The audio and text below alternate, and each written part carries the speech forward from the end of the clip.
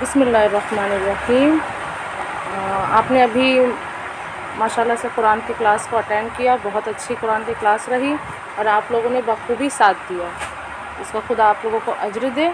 इंशाल्लाह अभी हम अहकाम शरी की क्लास को शुरू करेंगे कि अहकाम शरीयत यानी कि खुदावंद आलम ने जब हम पर सारी चीज़ों को वाजिब कर दिया, यानी हम पे नमाज को वाजिब कर दिया, हम पे हिजाब को वाजिब किया, इसी तरीके से खुदावंद आलम ने हम पे माह रमज़ान के रोज़े को वाजिब करार दिया है। तो हर एक चीज़ का एक अहकाम है, एक कानून है, उसके ज़रिए हमें क्या है उस चीज़ को अमल करना होता है। जैसा कि हमारे पास टाइम बहुत कम रह गया है, तो हम आपको माह रमज़ान मुबारक की फ़जीलत के एतबार से नहीं, लेकिन एक ऐसी हदीस बयान करेंगे जिसमें यानी आपको यानी समझ में आ जाएगा कि हमें रोज़ा कैसे रहना है। कि इमाम जाफ़र सादिक़ अलैहिस्सलाम इरशाद फरमाते हैं, अल्लाहुम्मा सल्ली अला मुहम्मद व अला मुहम्मद, कि इमाम जाफ़र सादिक़ अलैहिस्सलाम का इरशाद है कि रोज़ा इस तरीके से रहा जाए जिस तरीके से रोज़ा रखने का हक़ है। यानी रोज़ा रखने का क्या हक़ है कि जिस तरीके से हम खाना पीना जब छोड़ देते हैं, हम उस चीज़ से परहेज़ करते हैं कि हम खाना नहीं खाएंगे, हम पानी नहीं पिएंगे, ताकि हमारा वो मुब्तिलाते रोज़ा जिससे हमारा रोज़ा क्या है बातिल हो जाता है, उस चीज़ को हम छोड़ देते हैं। तो इसी तरीके से जिस तरीके से आप खाना पीना छोड़ देती हैं और आपका वो रोज़ा माना जाता है, इमाम सादिक़ अलैहिस्सलाम इरशाद फरमाते हैं कि रोज़ा इस तरीके से रहा जाए कि आपके बाल, आपकी आँखें, आपकी ज़बान और आपके कान यानी आज़ा जवारे जितने भी हमारे बदन का हिस्सा है, हमारा हाथ है, हमारा पैर है, जितने भी आज़ा जवारे हैं, सब रोज़े की हालत में हों। यानी क्या कि हर कोई रोज़ा रखा हो, ज़बान से हम कोई बुरी बात ना कहें, कानों से कोई बुरी बात ना सुने, आँखों से कोई बुरी चीज़ ना देखें, ये सब भी क्या है हमारा रोज़ा रखें माह रमज़ान में। तो ये थी इमाम जाफ़र सादिक़ की हदीस कि जिससे हमने बयान किया ताकि आप लोग क्या है इससे आशना हो सके और माह रमज़ान के रोज़े को अच्छे से खुदावंद आलम की इबादत में और दुआओं में बसर करें। बिस्मिल्लाहिर्रहमानिर्रहीम। कि पहले सबसे माह रमज़ान के अहकाम के रोज़े में सबसे पहले जो मरहला है वो नीयत का है, क्योंकि जिस तरीके से बयान हुआ है अल अमालो बिन्निया, हर अमाल का दारो मदार किस पे है, नीयत पर है। तो हम अगर हमारी नीयत सही होगी तब जाके हमारा रोज़ा और हमारी जितनी भी काम है वो क्या होंगे, सही होंगे। तो हमारी नीयत सबसे पहले क्या है, सही होनी चाहिए। तो माह रमज़ान के हवाले से सवाल बहुत ज़्यादा किए जाते हैं कि माह रमज़ान में सबसे पहले ये यानी जो सबसे ज़्यादा सवाल होता है माह रमज़ान की नीयत के हवाले से होता है कि हम नीयत कब कर सकते हैं। फरहान, आप सबको आवाज़ जा रही है ना?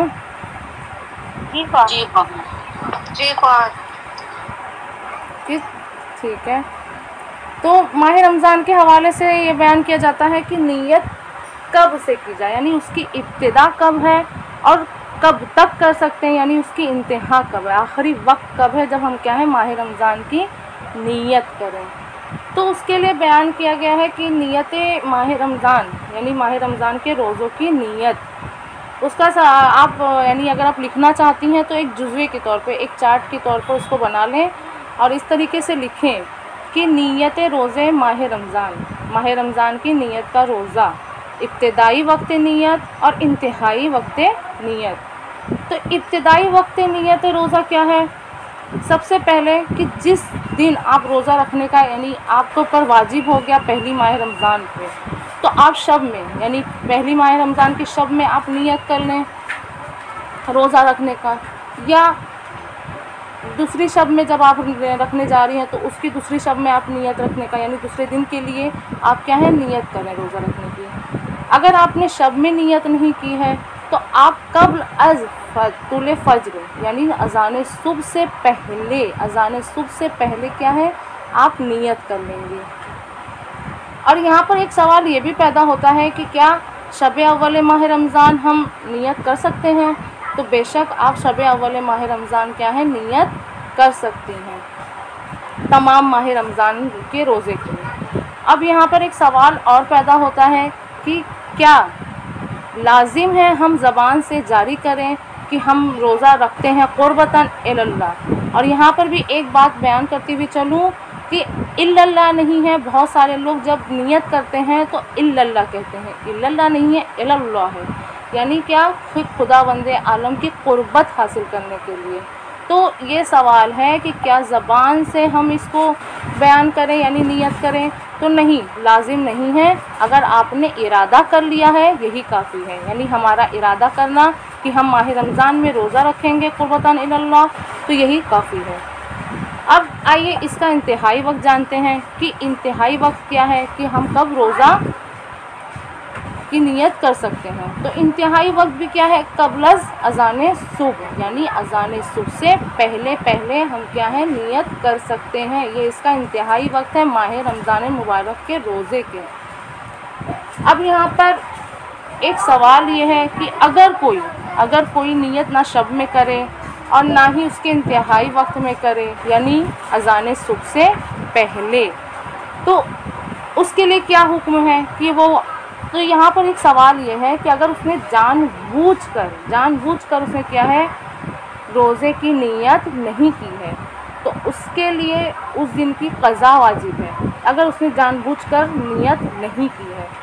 दूसरा सवाल ये है कि अगर कोई भूल जाए यानी उसने शब में भी नियत नहीं की और अज़ान सुबह से पहले भी उसने नियत नहीं की है, तो आयतुल्लाह सिस्तानी के अकॉर्डिंग है कि वो ज़ोहर से पहले, अगर वो ज़ोहर से पहले बेदार हो जाए या उसे याद आ जाए कि आज माह रमज़ान की पहली है या दूसरी है, तो वो नियत कर सकता है। और अगर बाद ज़ोहर यानी ज़ोहर की अज़ान के बाद उसे याद आया, वो भूल गया था, तो उसके लिए ये है कि वो उस दिन का इम्साक करे। इम्साक यानी क्या, उस चीज़ से परहेज़ करे जिससे रोज़ा बातिल हो जाता है, यानी खाने पीने से, हम बिस्तरी करने से, ये सबसे क्या है रोज़ा बातिल हो जाता है। तो उसे उस चीज़ से परहेज़ करना है। और वो मुख्तलाते रोज़ा जो है जिससे रोज़ा बातिल हो जाता है, वो 9 चीज़ें इंशाअल्लाह आइंदा के दर्सों में हम बयान करेंगे। तो अगर वो काम कर ले तो वैसे ही उसका रोज़ा बातिल है, लेकिन बाद ज़ोहर उसे याद आया कि मैंने नियत नहीं की थी, अज़ान ज़ोहर के बाद उसे याद आ रहा है, तो वो क्या करेगा, इम्साक करेगा, यानी वो चीज़ नहीं करेगा जिससे रोज़ा बातिल हो जाता है, और इफ्तार के वक्त इफ्तार कर लेगा। बाद में बाद माह रमज़ान यानी माह रमज़ान के बाद उस दिन की वो क़ज़ा करेगा, उस पर क़ज़ा वाजिब है। अब क़ुरान आप लोगों को समझ में आ रहा है? हम ज़्यादा तेज़ तो स्पीड पे तो नहीं जा रहे हैं। अगर कोई भूल जाए नियत करना, तो वही हम बता रहे हैं कि अगर कोई, यानी यहाँ पर ये सवाल पैदा हुआ है कि अगर कोई भूल जाए नियत करना, ठीक ना, उसने शब में नियत की यानी रात में भी नियत नहीं की है और अज़ान सुबह से पहले भी नियत नहीं की है, यानी वो सो रहा था, अब वो अगर ज़ोहर से पहले बेदार हो जाए यानी अज़ान, बेबख्शीर माज़रत चाहते हैं, क्या हुआ?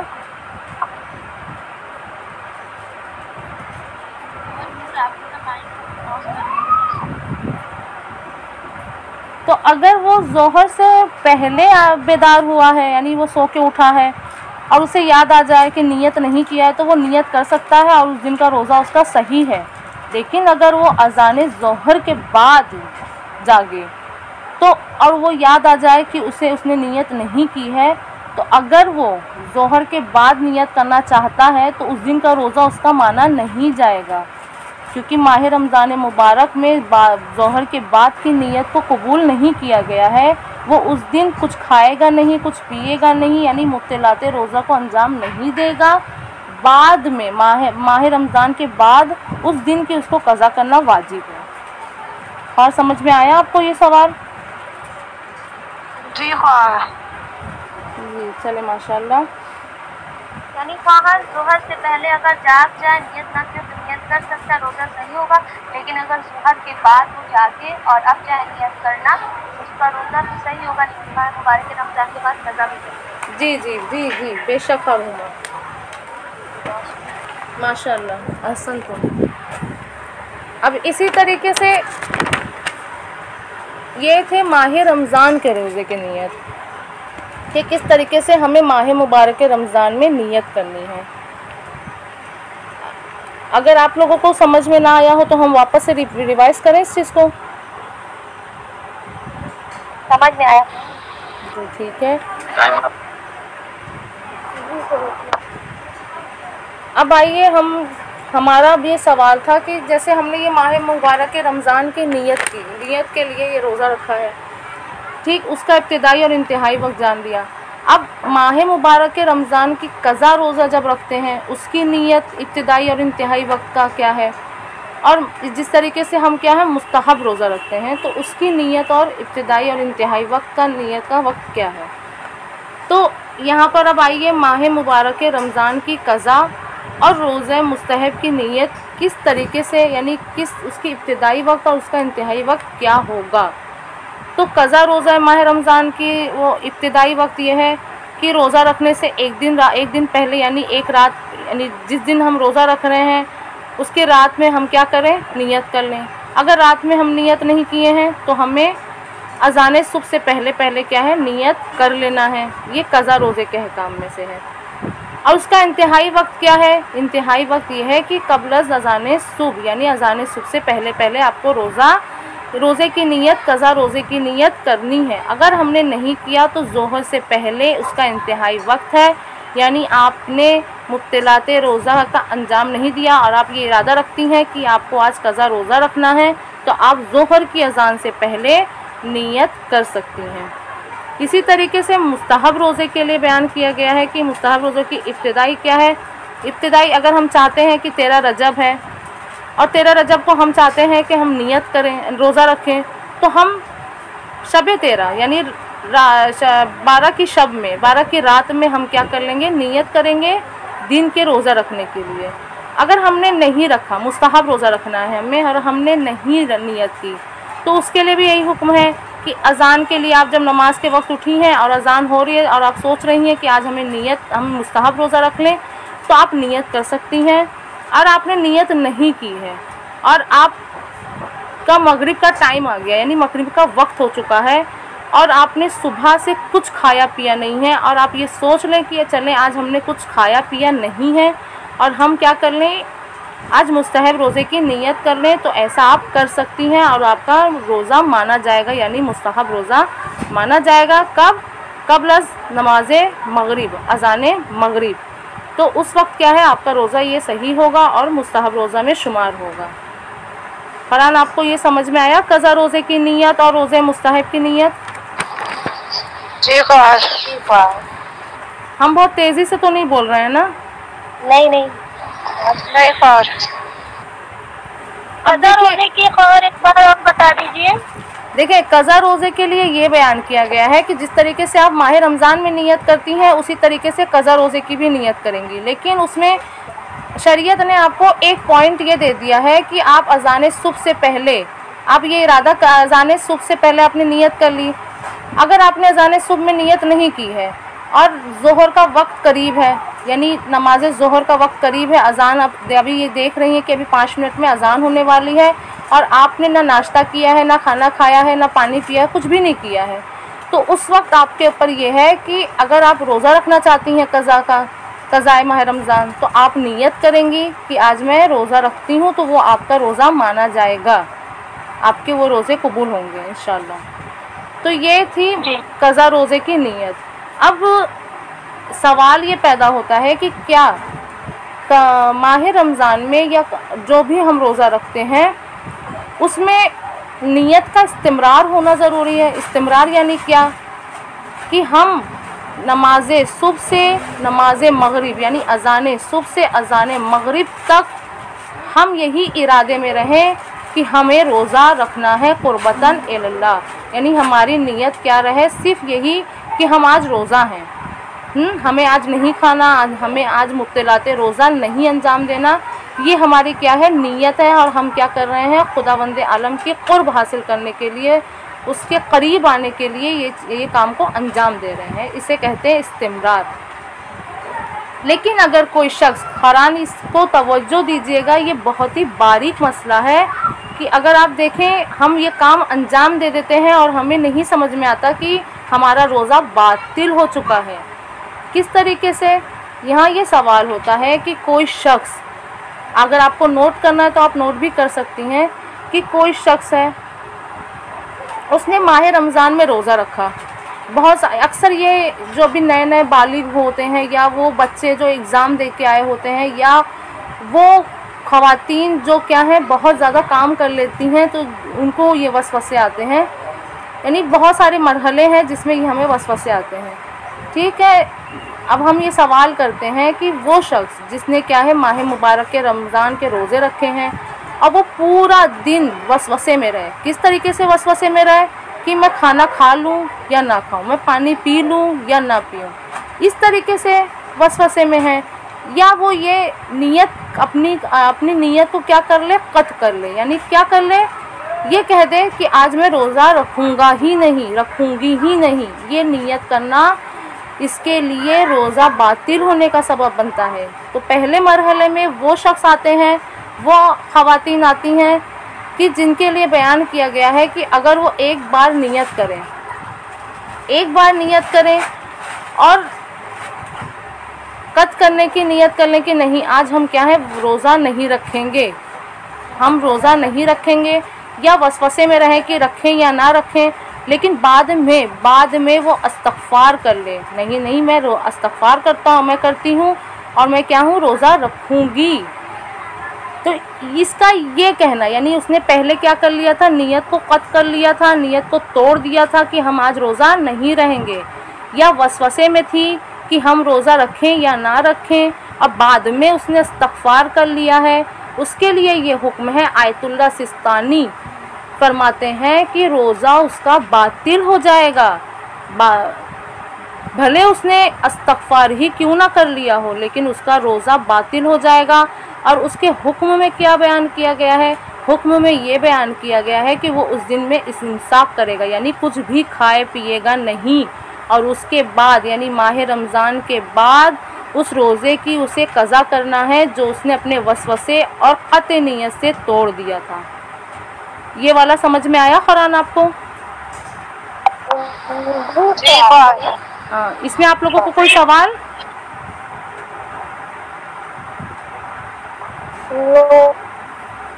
ठीक है, तो यहाँ पर ये देखें, यहाँ पर जो नियत थी इसकी, उसने कत किया था और बाद में इस्तग़फ़ार कर लिया था। अब दूसरे जो लोग हैं वो बाकायदा क्या है, अगर कोई इरादा कर ले, जैसे किसी खाने को देख ले और अच्छी खाना गज़ा को देख रहा है, या पानी को देख ले, जैसे शरबत को देख ले और कहे कि नहीं मुझसे अब बर्दाश्त नहीं हो रहा है, मैं इस काम को अंजाम दूंगा, यानी वो एकदम यानी आमादा है इस चीज़ के लिए कि वो रोज़े को बातिल कर देगा। तो क़ुरान इसका रोज़ा आयतुल्लाह सिस्तानी के अकॉर्डिंग, आयतुल्लाह ख़ामनाई के अकॉर्डिंग रोज़ा उसका बातिल हो जाता है, और उसके लिए ये हुक्म है कि वो उस दिन इम्साक करेगा, यानी कुछ भी खाए पिएगा नहीं, मुफ्तलाते रोज़ा नहीं अंजाम देगा, और उस दिन की भी उसे क़ज़ा करनी है। लेकिन तीसरा वो गिरोह है जिसने इरादा भी किया, खाने को देख भी लिया और उस काम को अंजाम भी दे दिया, यानी शरबत को देखा उसे बर्दाश्त नहीं हुआ और उसने वो शरबत पी लिया, या खाने को देखा उससे बर्दाश्त नहीं हुआ और उसने खाना खा लिया, तो उसके लिए उस दिन कफ़ारा वाजिब हो जाएगा। यानी कफ़ारा वाजिब हो जाएगा।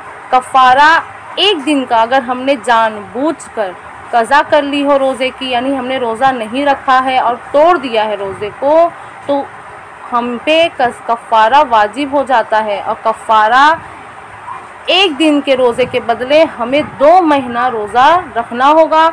आयतुल्लाह सिस्तानी के अकॉर्डिंग 1 माह 1 दिन लगातार हमें रोज़ा रखना है, फिर उसके बाद हम दूसरे महीने के रोज़े को अलग अलग करके रख सकते हैं।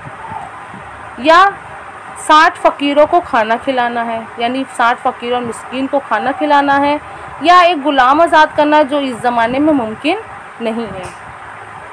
तो ख़ारान, आपने देखा कि किस तरीके से अगर हम वसवसे में हैं और हम अपने फिर से बता दीजिए ख़ान, 1 महीने के रोज़े के बदले 2 महीने 1 दिन का रोज़ा रखना होगा। 1 दिन के रोज़े के बदले, 1 महीना नहीं, 1 दिन के रोज़े के बदले। जैसे आज माह रमज़ान की 7वां माह रमज़ान है और हमने आज ये नियत, आज हमने जानबूझकर कोई भी ऐसा काम जो मुब्तला के रोज़े में से है और हमने जानबूझकर अपने रोज़े को कट कर दिया है, तोड़ दिया है, तो आज का कफ़ारा हमारा ये है कि हम 2 माह लगातार रोज़ा रखेंगे। लेकिन आयतुल्लाह सिस्तानी के अकॉर्डिंग ये है कि 1 माह 1 दिन लगातार रोज़ा रखना है, और उसके बाद वाला जो रोज़ा है यानी 29 जो रोज़ा हमारा बचेगा वो हम क्या करेंगे, मतलब स्टेप बाय स्टेप, ज़रूरी नहीं है, हम कैसे भी उसे रख सकते हैं। जी, ये आयतुल्लाह सिस्तानी के अकॉर्डिंग है। और 60 फ़कीरों को खाना खिलाएंगे। तो खुदावंद आलम हमें तौफीक दे कि हम इन कामों से क्या करें, परहेज़ कर सकें और ये काम हम अंजाम ना दे सकें। इंशाल्लाह आप लोगों ने नीयत को बखूबी समझ लिया कि नीयत हमें किस तरीके से करना है, किस वक्त करना है, और इस्तिमरार, नीयत में इस्तिमरार होना बहुत ज़रूरी है। अगर हमारा इस्तिमरार ना रहे और हम वसवसे के शिकार रहें या कत करने की नीयत से शिकार रहें तो हमारे पर रोज़ा हमारा बातिल हो जाता है। ये आप लोगों ने समझ लिया ख़ारान? जी ख़ान। आप लोगों को कोई सवाल है नीयत के उन्वान से? अगर माह मुबारक रमज़ान शुरू होने की शब में भी, जैसे पहली रमज़ान की शब है, उसमें हमने सारे रोज़े की नियत कर ली, दोबारा नियत करने की ज़रूरत है? नहीं, अगर आपने पहली माह शब यानी माह रमज़ान, जिसे हमें चांद रात कहते हैं, इंडिया और पाकिस्तान में उसे चांद रात कहा जाता है, चांद रात की रात हमने नियत कर ली पूरे 30 रोज़े की, तो वो अगर 30 रोज़े नहीं, जो रोज़े छूट जाते हैं उसको छोड़ के नियत करें 22 रोज़े, 21 रोज़े की? नहीं, आप ऐसे भी नियत कर सकती हैं, आप ऐसे भी नियत कर सकती हैं। खुदावंद आलम हमारी क्या है, कुर्बत यानी हमारी नियत को देखता है कि हमने नियत पहली माह रमज़ान में कर ली है।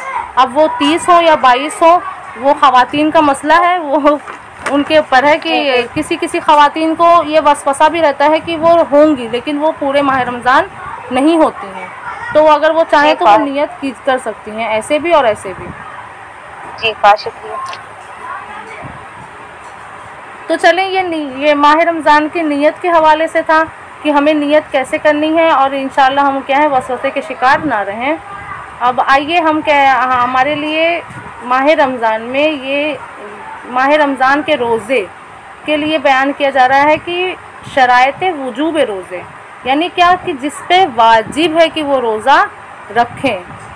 तो वाजिब होने की शर्त में पहले सबसे आते हैं बालिग के लिए बयान किया गया है कि जो बालिग है, यानी वो लड़की जो 9 साल की हो गई है, वो लड़का जो 15 साल का हो गया है, उस पर रोज़ा वाजिब है।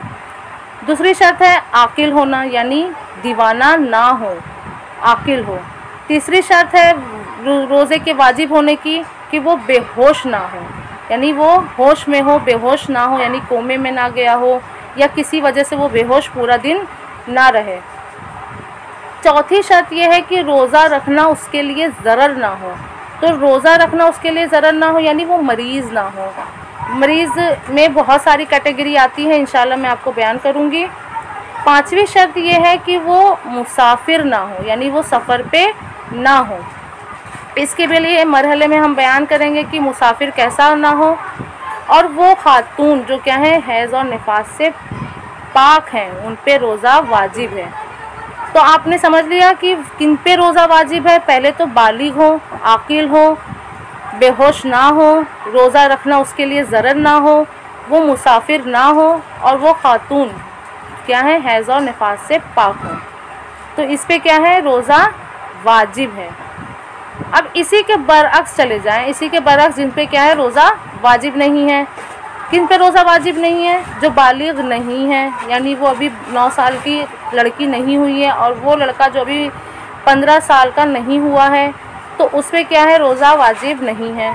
दूसरा जो शर्त थी वो यानी जिनके ऊपर रोज़ा वाजिब नहीं है वो दीवाना, यानी जिसे हम अपनी ज़बान में अब नॉर्मल कहते हैं। वो क्या है, उस पर रोज़ा वाजिब नहीं है। और तीसरी शर्त ये है कि वो बेहोश हो, यानी होश में नहीं है, तो इस पे भी क्या है, रोज़ा वाजिब नहीं है। पांचवी चीज़ क्या है, मरीज़ हो, यानी चौथी चीज़ क्या है, मरीज़ हो। पांचवी चीज़ क्या है, मुसाफिर हो, यानी वो सफ़र पे हो अपने, उस पर भी रोज़ा वाजिब नहीं है। उसके लिए भी बहुत सारे अक़साम हैं, हम आपको बयान करेंगे। और छठी चीज़ यही है कि वो हैज़ और निफास की हालत में है, तो उस पर रोज़ा वाजिब नहीं है। फ़रहान, आपने समझ लिया कि शराइत वजूब रोज़े किनके क्या हैं? जी हाँ, जी हाँ। तो अगर आप नोट करना चाहें ना तो इसे लिख लीजिए, इंशाल्लाह सवाल भी ऐसे ही किए जाएंगे। अब देखें, सबसे पहली शर्त थी बालिग होने की, कि जो बालिग है उस पर क्या है, रोज़ा वाजिब है।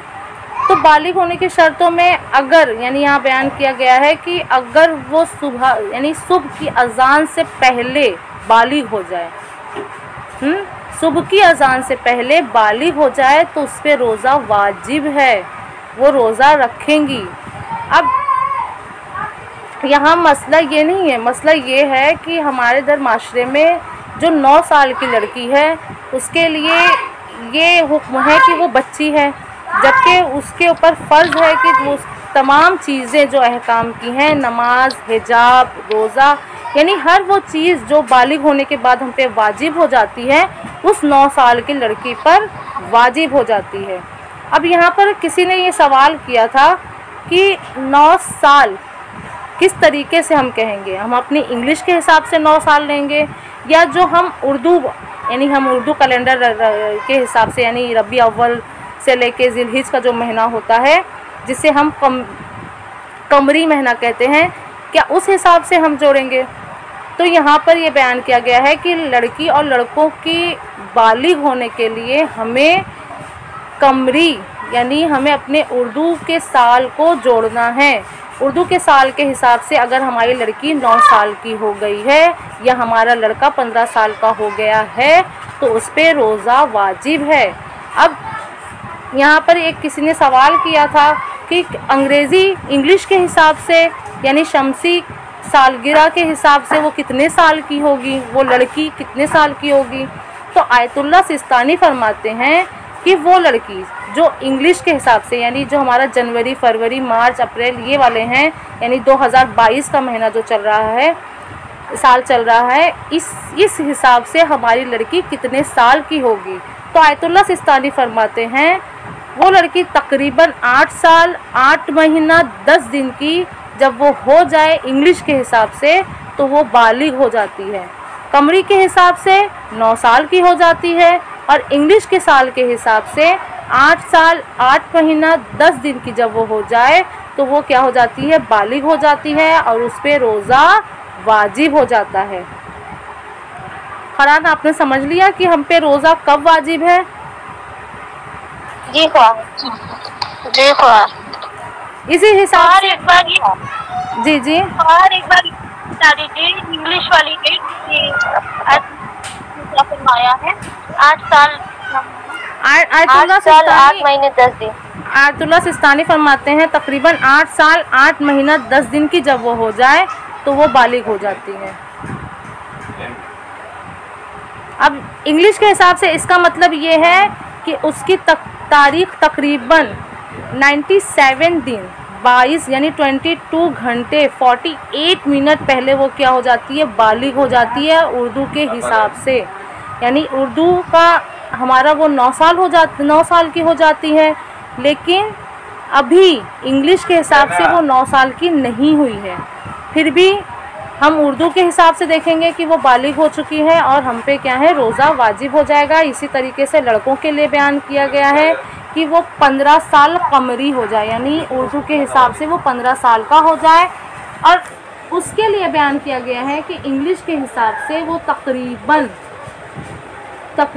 14 साल 7 महीना 15 दिन का हो जाए। इंग्लिश के हिसाब से लड़के के लिए बयान किया गया है तकरीबन 14 साल 7 महीना 15 दिन का हो जाएगा तो वो बालिग हो जाएगा। अलबत्ता लड़कों की बालिग होने के लिए और भी अक़साम है कि वो अपने 14 साल से पहले भी बालिग हो सकते हैं। उसका मसला दूसरा है, वो इंशाल्लाह कभी और बयान किया जाएगा। तो ये थी बालिग होने की शर्तें। अब यहाँ पर सवाल ये होता है कि हमारी लड़की अभी हुई है 9 साल की और वो है अभी बच्ची, मसलन वो अभी छोटी है, वो रोज़ा नहीं रख सकती है। ख़ास तौर पे हिंदुस्तान की और पाकिस्तान में जितनी भी मतलब हमारी जो ख़वातीन हैं, जो लड़कियां हैं, वो बच्ची हैं, क्योंकि उनकी जो यानी कैपेसिटी जो होती है वो यहाँ के लिहाज से बहुत कम है। अरब की जो औरतें होती हैं, उनकी जो बच्चियाँ होती हैं, वो 9 साल में उनके अंदर ये कैपेसिटी होती है कि वो रोज़ा अच्छे से रख लेती हैं। लेकिन हिंदुस्तान में ये मसला है, ये सवाल बहुत ज़्यादा पेश हुआ था, बहुत ज़्यादा यानी लोगों ने सवाल किया कि हमारी लड़की अभी रोज़ा नहीं रख सकती है, हमारी लड़की अभी रोज़ा नहीं रख सकती है, तो किस तरीके से हम उसे रोज़ा रखवाएं, क्योंकि वो अभी बर्दाश्त नहीं कर सकती कि वो रोज़ा रखे। तो आयतुल्लाह सिस्तानी और आयतुल्लाह खामनई ने कहा कि रोज़ा उस पर वाजिब है अगर वो रोज़ा उसके लिए सख्त हो, यानी सख्ती हो, यानी वो रखेगी तो वो बीमार हो जाएगी या उसके लिए क्या है ज़रर होगा। बेबख्शित यहाँ बहुत आवाज़ हो रही है जिस वजह से डिस्टर्बिंग हो रही है। अम्मी अम्मी दो दरवाज़ा बंद कर दीजिए। बेबख्शित तो रोज़ा रखने के लिए ये है कि बालिग जो खवारान हैं, जो बालिग हो चुकी हैं, उनके लिए ये है कि वो रोज़ा रखें और इंशाअल्लाह खुदावंद आलम उनकी सख्तियों को आसान करेगा। लेकिन वो पेरेंट्स, वो माँ बाप जो क्या है ये सोच रहे हैं कि हमारी लड़की अभी बहुत छोटी है, रोज़ा नहीं रख सकती, और जानबूझकर माँ बाप रोज़े को क्या कर रहे हैं, नहीं रखवा रहे हैं, तो ऐसे में वो गुनाह माँ बाप के सर जाएगा। तो इसलिए ये जो एहतमाल है कि रोज़ा रख सकती हैं या नहीं रख सकती है, वो ख़ुद उस लड़की पे है कि अगर वो रोज़ा रखेगी और उसके लिए सख्त होगा, उसके लिए ज़रर होगा, वो मरीज़ हो जाएगी। तो इस हालत में बयान किया गया है कि अगर वो लड़की ख़ुद इस बात का यकीन रखे कि मैं क्या हूँ, मरीज़ हो जाऊँगी, मैं अगर रोज़ा रखूँगी तो मुझे बेहोशी तारी हो जाएगी या कुछ भी, यानी ऐसा अमल जो उसके लिए क्या है ज़रर रखता हो, तो उस बच्ची के लिए बयान किया गया है कि वो उस दिन इंसाफ नहीं करेगी, यानी वो खाना पीना उस मिक़दार में खा लेगी जिस मिक़दार में उसको ज़रूरत है। कि अगर वो उतना खा लेगी और उसको ताकत मिल जाएगी तो वो क्या करेगी, उतना ही खाएगी, उतना ही पिएगी, ताकि क्या है उस दिन का जो रोज़ा है उसके लिए शुमार तो नहीं होगा, वो क़ज़ा उसके लिए पर वाजिब है, लेकिन उस दिन के एहतराम के नीयत से वो क्या है उतना ही खाए पिएगी जितना उसके लिए ताकत का बायस बने, जिसके लिए उसके क्या है ज़रर ना हो। उसी मिक़दार में उसको खाना होगा और उसी मिक़दार में उसको पानी पीना होगा। तो ये थी बालिग खारान, बालिग लड़कियां, जिनके लिए शरीयत ने इस चीज़ को बयान किया है। दूसरा मरहला आता है आकिल, यानी जो क्या है दीवाना नहीं है। दीवानों पे खुदावंद आलम ने रोज़े को वाजिब नहीं करार दिया है। इसी तरीके से आ जाइए बेहोश जो हैं, जो यानी बेहोशी के बारे में बयान किया गया है, जिसका बेहोश क्या है इस्तिमरार ना हो, यानी वो अज़ान सुबह से लेकर अज़ान मगरिब तक क्या है बेहोश हो, तो उस पर क्या है रोज़ा वाजिब नहीं है। लेकिन अगर हम कुछ देर के लिए बेहोश हैं, यानी किसी ने हम जैसे हम ऑपरेशन कराने गए हैं या कुछ भी हमारा अमल अंजाम हो रहा है और उस वक्त के लिए हम क्या हैं बेहोश हो गए हैं, या मसलन खाने पीने की वजह से बाज़ लोग चक्कर आ जाता है और बेहोश हो जाते हैं, तो उनका रोज़ा टूटता नहीं है, उनका रोज़ा सही है। वो इसमें ना रहे कि उनके रोज़े क़ज़ा करने पड़ेंगे, नहीं, उनका रोज़ा उस वक्त सही है। बस ये कहा गया है कि बेहोशी ज़्यादा देर ना हो, अगर ज़्यादा देर की है तो उस वक्त क्या है उन पर रोज़ा उनका बातिल हो जाता है और उसकी उस दिन क़ज़ा करना ज़रूरी हो जाएगा। अब यहाँ पर बयान किया गया है कि रोज़ा उसके लिए क्या है ज़रर ना हो, यानी नुकसानदेह ना हो। तो नुकसानदेह ना हो यानी क्या, ये वो मरीज़ ना हो। पहले तो अगर वो मरीज़ है तो उसके पर रोज़ा क्या है वाजिब नहीं है। और ऐसे मरीज़ के लिए बयान किया गया है कि जो क्या है साल भर क्या रहते हैं मरीज़ रहते हैं और माह रमज़ान में भी वो मरीज़ हैं, तो उनके लिए जो कफ़ारा रखा गया है वो कफ़ारे फ़िदिया है, जिसको हम क्या है एक मुद्द ताम कहते हैं, जो क्या है 750 ग्राम है। ये हमें क्या है अदा करना है हर मतलब हर एक रोज़े के बदले। जो क्या है साल भर मरीज़ हैं इनके लिए ये हुक्म है। अब इसमें भी बहुत सारे लोग ऐसे हैं कि जो सवाल ये करते हैं कि जो हम एक मुत्ताम यानी जो कफ़ारा हम दे रहे हैं वो किसको दें। तो जवाब ये है कि वो फ़कीर को दें। तो उन्होंने सवाल ये है कि कौन से फ़कीर को दें। तो फ़कीर वो है, यानी उन फ़कीरों की डेफिनेशन दी गई है कि फ़कीर कौन होता है। फ़कीर वो होता है जो अपना और अपने अहलो अयाल का ख़र्चा नहीं उठा सकता, यानी उनके खाने पीने का इंतज़ाम नहीं कर सकता। इस्लाम ने उससे फ़कीर कहा है और ऐसे फ़कीर को क्या है, हम कफ़ारा फ़िदिया देंगे। अब यहाँ पर वो ख़वातीन भी आती हैं जो क्या हैं, इस हालत में जिनके लिए रोज़ा ज़रर है, वो ख़वातीन भी आती हैं जो क्या हैं, हामिला हैं या वो अपने बच्चे को क्या कर रही हैं, दूध पिला रही हैं। तो इस हालत में भी यानी अक़साम है कि हामिला औरत में भी 2 कैटेगरी की हामिला औरत हैं कि जिनके लिए बयान किया गया है कि ये औरतें अगर उनके लिए या वो एहतमाल दे रही हो और वो यकीन रख रही हो या डॉक्टर ने उन्हें मना किया हो, तब जाकर उन पे क्या है, रोज़ा उस दिन का वाजिब नहीं होगा। लेकिन अगर सिर्फ शक कर रही हैं कि अगर हम यानी रोज़ा रखेंगे और हमारे बच्चे के लिए और हमारे लिए ज़रर है, नुकसान देगा, तो उसके शक के बिना पर उस पर ये नहीं है कि वो रोज़ा नहीं रखेगी, बल्कि वो उस दिन का रोज़ा रखेंगी। लेकिन अगर उन्हें यकीन है और एहतमाल भी है और डॉक्टर ने भी कहा है कि अगर आप रोज़ा रखेंगी आपके लिए ज़रर है या आपके बच्चे के लिए ज़रर है, उन हामला खातून के लिए बयान किया गया है कि वो रोज़ा नहीं रखेंगी। और उन हामला खातून में भी 2 कैटेगरी की हैं, यानी एक वो खातून की जो 1 माह से 7 माह के हमल में है, यानी प्रेग्नेंट है। हामला खातून यानी प्रेग्नेंट औरत जो क्या है 1 महीने से 7 माह के तक के प्रेगनेंसी में है, तो उनके लिए बयान किया गया है कि उनके सिर्फ माह रमज़ान की क़ज़ा है, यानी वो पूरे माह रमज़ान की क़ज़ा करेंगी।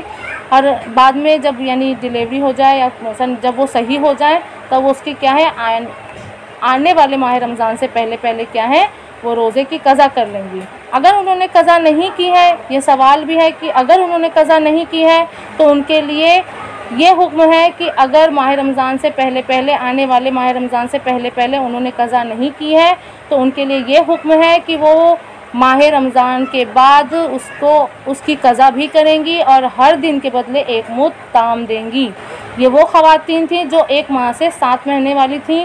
लेकिन वो खातून जो क्या है, जिनकी डिलीवरी का वक्त नज़दीक है, यानी वो 8वें और 9वें महीने में हैं, तो उनके लिए बयान किया गया है कि वो माह रमज़ान में 1 मुद्द ताम भी देंगी, यानी हर माह में हर एक दिन में 1 मुद्द ताम देंगी। 1 मुद्द ताम यानी क्या, 750 ग्राम अनाज, चाहे वो गेहूँ हो चाहे वो चावल हो, यानी कोई भी खाना हो, तो वो 1 मुद्द ताम देंगी और उसकी क़ज़ा भी करेंगी बाद में। और इसी तरीके से दूध पिलाने वाली ख़वातीन के लिए भी है कि दूध पिलाने वाली ख़वातीन भी ये एहतमाल दें कि उनका रोज़ा क्या है, उनके लिए नुकसान देगा, उनके बच्चे के लिए नुकसान देगा, ये उनको यकीन होना चाहिए। अगर वो शक के बिना पर ये काम अंजाम दे रही हैं तो ऐसा उनके लिए माना नहीं जाएगा, यानी उनके लिए रोज़ा उस दिन का वाजिब होगा। लेकिन अगर वो एहतमाल दे रही हैं और यकीन कर रही हैं और डॉक्टर ने भी कहा है कि नहीं, आपको रोज़ा नहीं रखना है, आपके लिए और या आपके बच्चे के लिए क्या है, वो नुकसान का सबब बनेगा, तो इस वजह से क्या है, वो 1 मुद्द ताम देंगी। हर दिन के बदले 1 मुद्द ताम देंगी, यानी क्या 750 ग्राम अनाज देंगी और बाद में उसकी क्या करेंगी, क़ज़ा करेंगी।